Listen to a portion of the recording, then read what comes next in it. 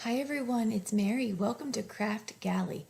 We are having so much fun with the Valentine's Day card today, and I have pulled out this Neat and Tangled Koalifications that I got from the shop.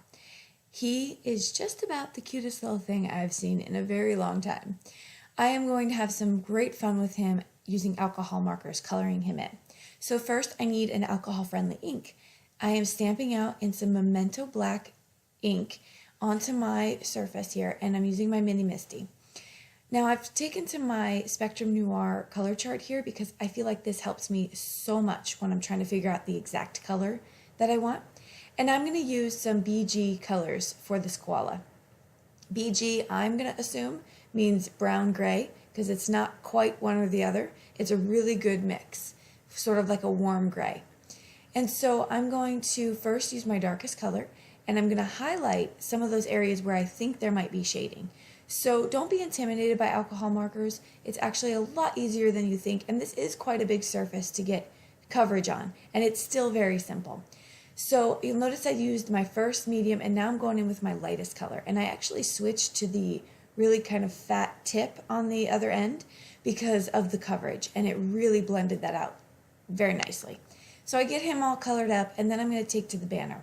I'm going to make two different banners. The first one's going to be red because I'm going to do a traditional type card. And the second one's going to be pink and purple because I'm going to do it a little bit different. Still very Valentine's-y, if that's a word. And so same thing with this. I'm going to put down the darkest, the medium, and then the lightest color. Now I didn't get too much of a stark blend difference between the reds on this one, but you can play with that and have a little fun of your own. Figure out what colors you like. Now I'm going to show you the purples that I used, but I'm not going to show you the coloring. Okay, and so I have both of them cut out. Colored. Once I have them colored, I cut them out. And I am going to use this one with the Memento ink pen to kind of cover up some of those areas that you might have a mistake on, but I did leave a white border around the other. I have some heart dyes in my sty that I'm going... Did I say that? Heart dyes in my sty? Heart dyes in my stash that I'm going to use here, and then a beautiful embossing folder for a wood grain to get a little bit of texture on that heart. That was fun because koalas live in trees, maybe, question mark. I feel like I see a tree with a koala every time I see a koala. Anywho, I'm going to cover that with some Distress Oxide inks, and that's really fun because I kind of used two of them to get a nice little blend, so it's not like solid one color. On the second heart, I'm going to take more Distress Oxide using Wilted Violet and Picked Raspberry. I'm going to go back and forth and back and forth. Now the paper I'm using for this is Neenah 80 pound, so it blends beautifully on Bristol, colored cardstock, Neenah. It's really hard to find a cardstock that oxides don't work on. Back and forth, back and forth. Okay, so I get the blend I want, and then I'm going to do some Distress Oxide, a reaction technique where you spray it with water and then pick it up with a rag, and you get that kind of look.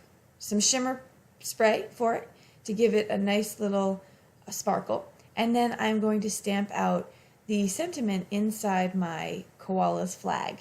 So these sentiments are just adorable. Well played, Neat and Tangled. Qualified to be my Valentine. Oh no, quality friend. Love it. Okay, I'm going to take some fun foam and use the smaller heart die to pop out the back for that, and that's going to give it some stability on the back. And I'm going to use some score tape as well because it's only one-sided adhesive, of course.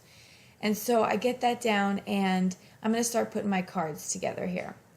The first one is going to be the more traditional, where I layered up gray, red, and white, and then used the heart that came in the stamp set rather, and just kind of added those. And I'm going to add my wood panel heart, and then my koala on top of that. I'm going to put something heavy on that though, because it's textured. I want to make sure it sticks, but I'm using Tombow adhesive for that. And then I'm just going to put together the second one in the same layout, just using a white panel that I cut down with a Lawn Fawn stitched rectangle die. All right, so I get those together, and then I'm going to start putting my, I'll put those panels on some card bases, which are 110 pound Neenah Solar White. I like a sturdy base. makes my card, I have more faith that when I mail these cards, they're going to get to their recipient unscathed. All right, so I'm going to do that for both cards. And then the last little technique I'm going to do is take out some glossy accents, and I'm going to cover up that nose, and then a Sakura black gel pen for the eyes, just to kind of make it a little bit more stand out and just a nice accent.